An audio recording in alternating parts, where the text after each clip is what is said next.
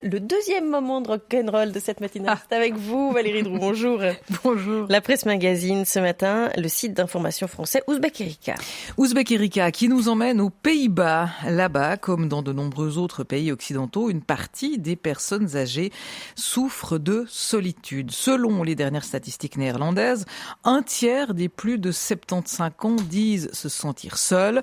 L'article utilise même ce terrible terme de mort sociale quand on n'a plus personne à qui parler, plus personne avec qui sortir boire un verre, plus personne avec qui juste se promener. On prend des mesures pour lutter contre ce phénomène dans de nombreux pays, mais l'exemple donné ici a pour lui une certaine dose d'originalité et il émane d'une entreprise privée. Les supermarchés Jumbo vont mettre en place des caisses de bavardage, kletskassa en néerlandais. Des caisses où on peut au fond, prendre son temps pour parler. Oui, c'est ça, prendre son temps, mais pas seulement donc parce qu'on est lent pour mettre ses affaires dans un sac et pour payer, c'est fait aussi pour parler. En effet, les clients qui ne sont pas pressés pourront prendre le temps de discuter et ainsi d'entretenir ce qui constitue pour certains leur seul lien de sociabilité. Parce que oui, parfois, le seul autre humain à qui une personne âgée adresse la parole dans une journée, eh bien, c'est la caissière de son supermarché.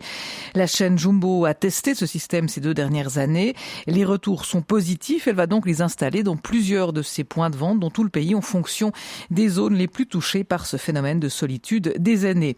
L'article élargit ensuite son angle de vue à l'ensemble de l'Europe. L'isolement des seniors est un enjeu à l'échelle du continent.